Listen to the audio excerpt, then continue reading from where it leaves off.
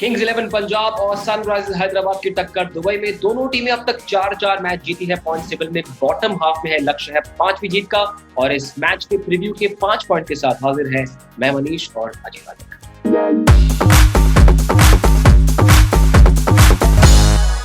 अजीत, पिछले मैच में पंजाब ने जॉर्डन को ड्रॉप किया था, जिमी नीशम को शामिल किया था, विनिंग रन्स मारे थे नीशम ने, एक विकेट भी लिया था।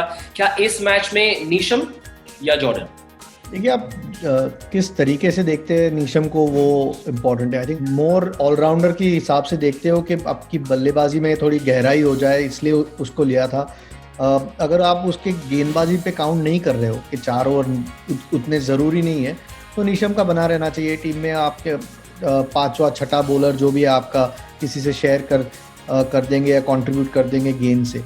आप अगर उनको मेन 5 बॉलर में से एक के तौर पे देखते हो तो क्रिस जॉर्डन को वापस आना चाहिए। लेकिन इस वक्त अच्छी बात किंग्स 11 के लिए कि मैक्सवेल गेंदबाजी अच्छी कर रहे और एक सपोर्ट वहाँ से मिल रहा है, तो ये टीम में बने रहना चाहिए, क्योंकि आपकी बल्लेबाजी और मजबूत हो जाती है, खास करके जब जिस नंबर पे वो आएंगे 7 नंबर पे, वो गहराई बढ़ जाती है। तो और जीते भी है मैच तो ज़्यादा चेंजेस वापस करने की ज़रूरत नहीं है, अनलेस कंडीशंस आपको बताते हैं कि किसी और एक तेज गेंदबाज की ज़रूरत है। बहुत सारी टीमें एक सवाल से परेशान है पिछले कुछ दिनों में जो हुआ उसे देखकर के भाई गेल और पूरन को कैसे रोके। तो कैसे रोके हैदराबाद? क्या होना चाहिए गेम प्लान?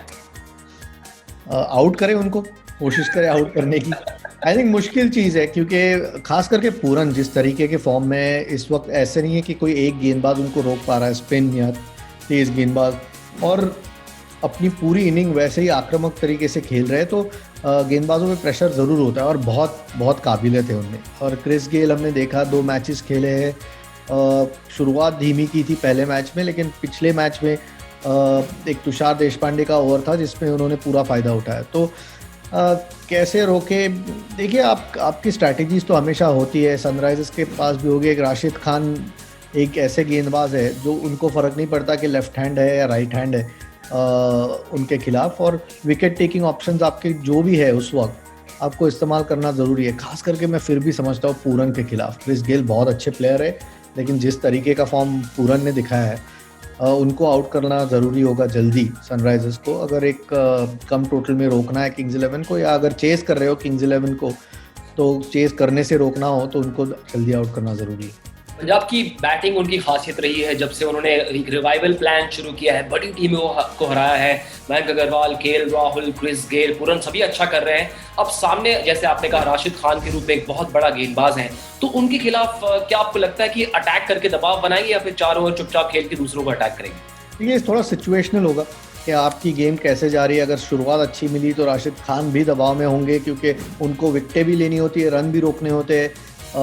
और सनराइजर्स आप देखें तो उनके पास बहुत ज़्यादा स्ट्राइक बॉलर्स है नहीं इस वक्त अटैक में, तो डिपेंडेंस राशिद खान पे बहुत ज़्यादा है उनका। तो अगर अटैक कर सकते हैं तो ज़रूर अटैक करना चाहिए, लेकिन हमने देखा है बहुत सालों से क्रिस गेल एक मैच में, आई थिंक पिछले साल है उसके 1 साल पहले आईपीएल में, उन्होंने ज़रूर अटैक किया था राशिद खान को, और उन्हें पता नहीं चल रहा था कहाँ डालना क्रिस गेल को उस मैच में गेंद। लेकिन बहुत ज़्यादा बार ऐसे हुआ नहीं है कि राशिद खान के खिलाफ बल्लेबाज अटैक कर पाए। विकेट ज़रूर बचा पाए होंगे, लेकिन ज़्यादा अटैक नहीं कर पाए। तो सिचुएशनल होगा। अगर कोई आता है ऐसे बल्लेबाज अच्छे फॉर्म में तो ज़रूर करना चाहिए, क्योंकि प्रेशर अगर उन पे डालते हो आप तो बाकी गेंदबाजी पे और ज़्यादा प्रेशर बढ़ जाएगा। बात करना आसान है, लेकिन राशिद खान को मारना उतना आसान नहीं। थोड़ी सी बात पंजाब की गेंदबाजी की। अब ऐसा लग रहा है कि शमी पर टिकी है पंजाब की बॉलिंग। उनका जो रिवाइवल रहा है उसका एक बहुत बड़ा कारण मोहम्मद शमी की गेंदबाजी भी रही है, खासकर डेथ ओवर्स में, सुपर ओवर में। ये सबसे मुख्य हथियार साबित हो रहे हैं। अगर थोड़ा सा सपोर्ट इनको मिल जाए तो ये और तंग कर सकते हैं बाकी बल्लेबाजों को। आपकी क्या असेसमेंट रही है शमी की परफॉर्मेंस की?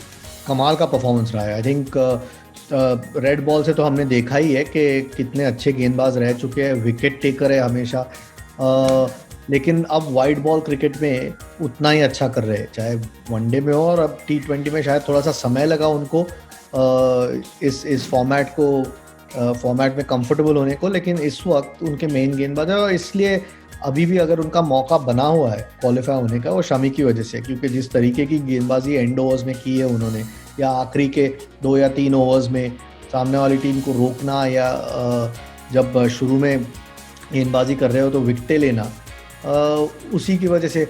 और ठीक कहा कि अगर और एक स्ट्राइक बॉलर उनको मिल जाए तो ये किंग्स 11 टीम और भी बेहतर लगने लगेगी। इस वक्त उतना सपोर्ट उनके पास है नहीं दूसरे एंड से, लेकिन अकेले कर रहे हैं और इसीलिए अभी भी मौका बना हुआ है क्वालिफाई होने का। अगर उनका फॉर्म ऐसे ही रहा तो सरप्राइज नहीं होगा कि किंग्स 11 और एक मैच जीत जाए। आखिरी पॉइंट हमारा हैदराबाद की गेंदबाजी के ऊपर है। क्या अभिषेक शर्मा को एक और मौका मिलना चाहिए? अभिषेक शर्मा और नदीम दोनों लेफ्ट आर्म स्पिनर है।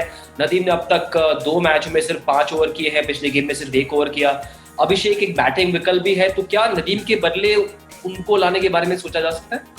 सोचा जरूर जा सकता है, लेकिन आप कंडीशंस देखोगे कि ज़रूरत है और एक बल्लेबाज की, खास करके जब मनीष पांडे और शंकर इतना अच्छा खेल गए पिछले मैच में, तो उससे उनको कॉन्फिडेंस आया होगा। जेसन होल्डर को उन्होंने लाया, वो भी अच्छे बल्लेबाज है। तो क्या आपको और एक बल्लेबाज की ज़रूरत है? अगर उनको लगा कि वो ज़रूरत है तो शायद अभिषेक शर्मा को ला सकते। नहीं तो इस वक्त मुझे नहीं लगता, क्योंकि अगर दोनों की गेंदबाजी में कंपैरिजन करें अभिषेक शर्मा और शाहबाज नदीम की, तो नदीम बेहतर गेंदबाज है, उसमें तो कोई शक नहीं है। तो अगर आप गेंदबाज की ओर से देख रहे हो तो नदीम को खेलना चाहिए। एक ही बात है कि क्योंकि आप लेफ्ट हैंडर है आपके सामने, तो शायद आप एक बार सोचोगे, लेकिन अभिषेक शर्मा भी लेफ्ट आर्म स्पिनर है, तो ऐसे नहीं है कि ऑफ स्पिनर को आप खिला रहे हो। तो जब टीम जीती हो तो ज़्यादा चेंजेस करना नहीं चाहती। इस्तेमाल कैसे होगा उनका थोड़ा सा ट्रिकी होगा, क्योंकि क्रिस गेल या पूरन जैसे डेंजरस प्लेयर्स आपके सामने हैं। वो आई थिंक वो कप्तान का काम हो जाता है, लेकिन मैं नहीं हमेशा मानता हूँ कि ज़बरदस्ती चेंज नहीं होना चाहिए। अगर कंडीशंस डिमांड करती है या कोई फॉर्म में नहीं है तो ठीक बात है, लेकिन चेंज करने के लिए करना नहीं चाहिए। बहुत ही इंपॉर्टेंट मुकाबला दोनों टीमों के लिए। बॉटम हाफ में है पॉइंट टेबल के, जो जीती उसकी प्लेऑफ की उम्मीदों को थोड़ा सा आत्मविश्वास मिलेगा, और जो हारे उनके लिए आगे का रास्ता और कठिन होता जाएगा। लेकिन हम इस सफर में आपके साथ मिलते रहेंगे। Thanks so much Ajit for joining us on this 5 point review. मुलाकात होगी आपसे रिव्यू के साथ।